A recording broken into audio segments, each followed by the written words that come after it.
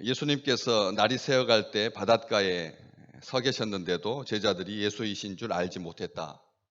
일에 푹 빠져서 지나치게 몰두하다가 예수님께서 바닷가에 계신 줄을 알지 못했습니다. 그리고 예수님께서 제자들에게 질문하죠. 얘들아, 너희에게 고기가 있느냐? 없나이다. 그물을 배 오른편에 던져라. 그리하면 잡으리라. 던졌더니 물고기가 많아서 그물을 들 수 없었다. 이 예수님과 제자들이 바로 옆에서 예수님께서 배 옆에서 물 위에서 서서 그렇게 대화하듯이 굉장히 가깝게 느껴지는 그런 그림입니다. 그런데 8절 말씀해 보면 다른 제자들은 육지에서 거리가 불과 한 50칸쯤 되므로 작은 배를 타고 물고기 든 그물을 끌고 와서 다른 제자들이 육지에 있었다는 것입니다. 그런데 그 제자들과 이 배와 거리가 한 50칸쯤 됐다. 밑에 각주에 보면 200규빗이라고 되어 있습니다. 90m입니다. 90m. 그러면 100m 정도 거리 떨어져 있는 육지에서도 그냥 100m 정도 떨어져 있을 때 말할 때 어떻게 말해야지 들리나요? 이게 보통 돌 던질 거리가 아니라는 겁니다. 요 정도 되는 거리가 아니라는 거예요. 20, 30m가 아니라는 거예요. 말할 수 있는 바로 옆에 이렇게 말하는 것이 아니라 100m가 떨어져 있는, 그리고 게다가 아직 동이 트지 않은 어둑어둑한 그런 상태에서 말을 했다면 보통 큰 소리로 해야 되고, 그리고 또 새벽이니까 그렇게 큰 소리 지르지 않아도 들리기는 하겠지만 어쨌든 이렇게 옆에 있는 것처럼 말할 수 있는 그런 거리가 아니라는 겁니다. 그런데 우리 주님께서 제자들에게 말하고 계시는 거죠. 그런데 예수님께서 얘들아 너희에게 고기가 있느냐? 우리 한국어 성경 번역은 아주 긍정적으로 고기 있는지, 마치 새벽 장을 보러 나온 아낙네처럼 물고기를 살려고 고기가 있는지 묻는 것처럼 그렇게 질문 형태가 되어 있는데, 원문에서는 고기 없지라는 뜻입니다. 얘들아 고기 없지라는 뜻입니다. 이 말 얘들아라고 하는 표현은 굉장히 성인들한테는 쓸 수 없는 말입니다. 그냥 꼭 얘들한테 부르는, 아주 어린 아이한테 말하는 표현이고, 또 고기가 있느냐라고 하는 말도 한국어는 고기가 있는지 없는지를 묻는 것 같지만 원래 뜻은 부정적인 답을 예측하고 묻는 질문이라는 거죠. 고기가 없느냐? 고기가 없지라고 하는 그런 뜻입니다. 그리고 또 하나는 고기라고 하는 여기 고기가 요한복음에서 이 복음서에서 얘들아라고 하는 말도 여기만 있는 말이고, 또 고기라고 하는 이 표현도 한국어로는 다 그냥 고기인데 다른 단어입니다. 다시 말하면 그냥 물고기가 아니라는 거예요. 물고기가 아닙니다. 여기에서 고기는 빵과 함께 조리가 되어 있는, 먹을 수 있게 요리가 손질이 끝난, 식탁에 올려진 잘 조리된 고기를 말하는 거예요. 그러니까 찜이 있느냐, 이런 한국어로 말한다면 매운탕이 있느냐, 찜이 있느냐, 이런 표현입니다. 그러니까 그냥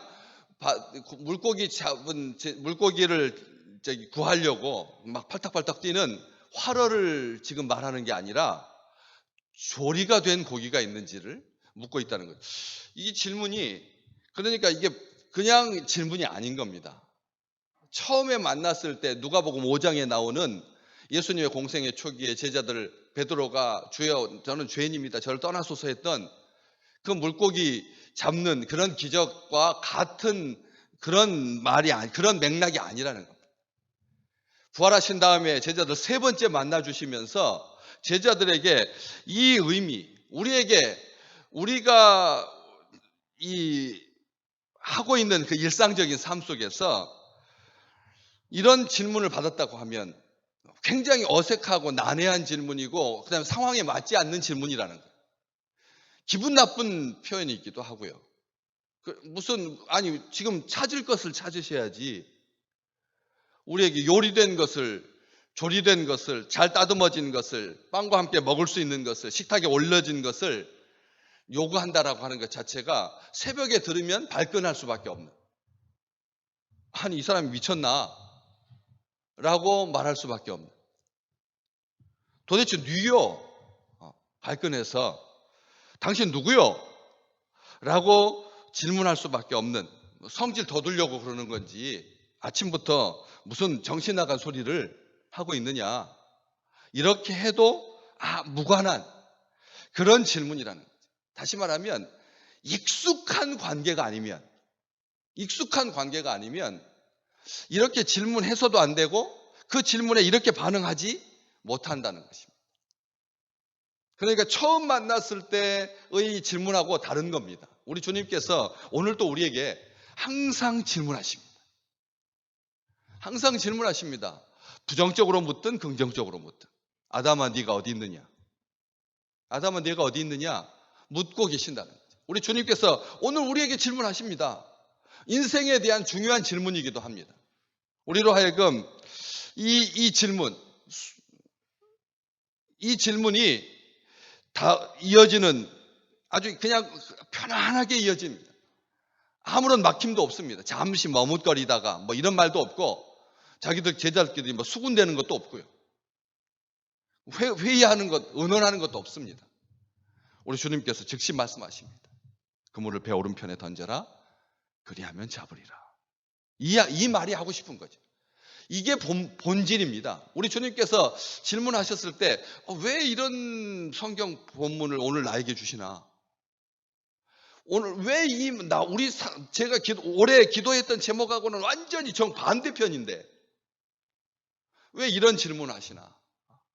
어색하기도 하고 맞지도 않아 보이고 그리고 서운해 보이기도 하고, 왜 주님께서 저 말씀하시나? 지금 이 시점에서 이 본문이, 이 말씀이 왜 나에게 필요한가? 그런 말씀이 있는 경우가 있다는 거예요. 그런데 끝까지 들어봐야 되는 거죠. 질문 속에서 고기가 없지?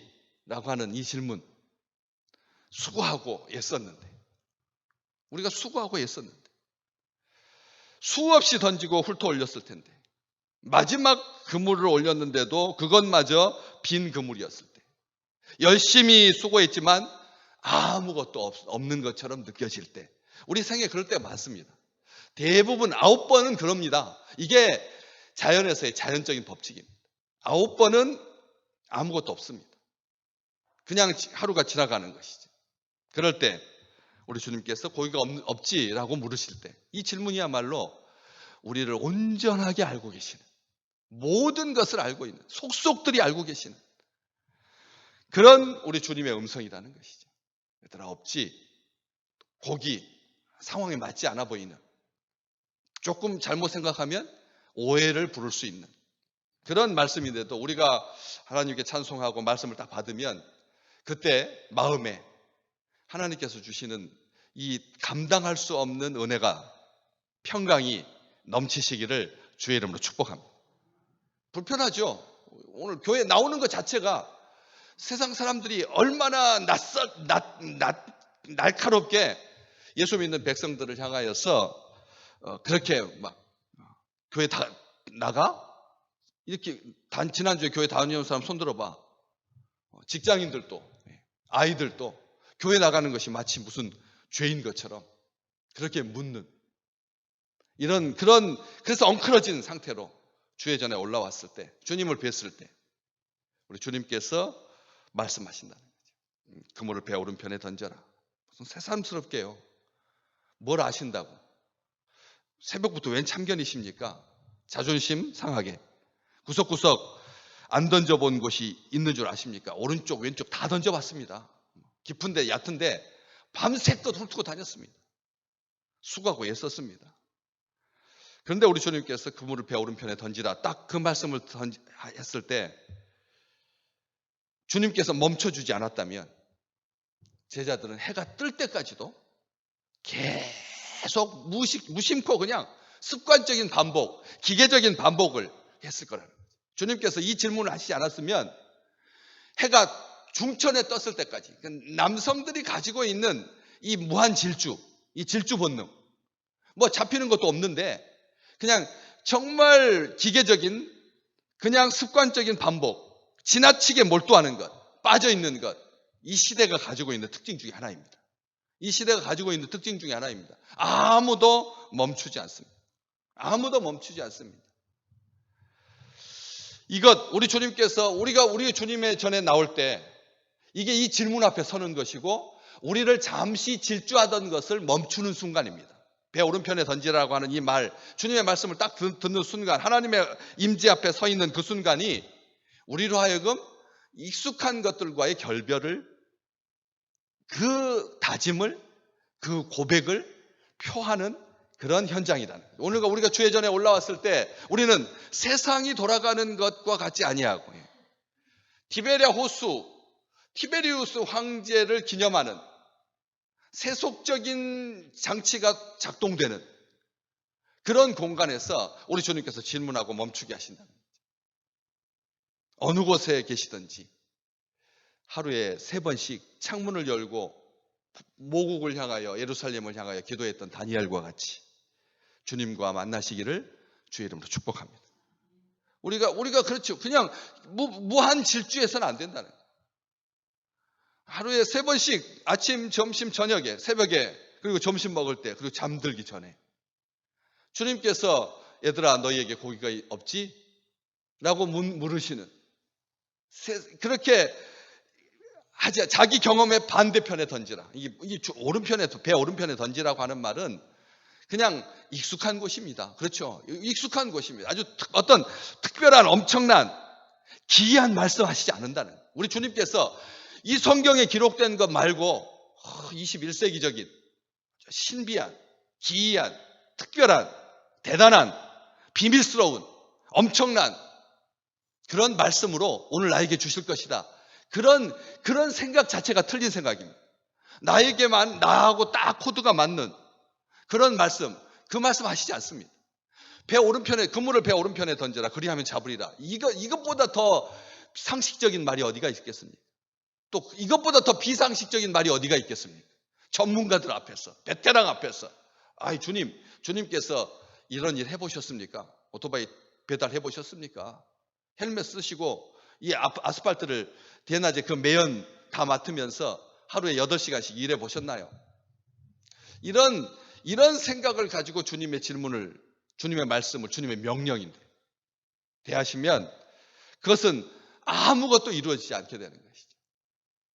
오른편에 던져라. 상식적인, 그리고 경험의 반대편에 던져라. 오늘도 우리 주님께서 말씀하십니다. 제자들과 같이 묻지도 따지지도 않고 이에 던졌더니, 묻지도 따지지도 않고. 주님 왜 이렇게 말씀하십니까? 이상하게 생각했더라. 이런 것도 우리에게는 이제는 필요 없는 시간입니다. 우리 주님과 가까이 있는 시간입니다. 90m 떨어져 있는 것 같아도 그렇게 우리 주님께서 오늘 내 귀에 쟁쟁하게 말씀해 주실 줄로 믿습니다. 내 귀에 쟁쟁하게 주님께서 말씀하실 것입니다. 그물을 배 오른편에 던져라. 그리하면 잡으리라.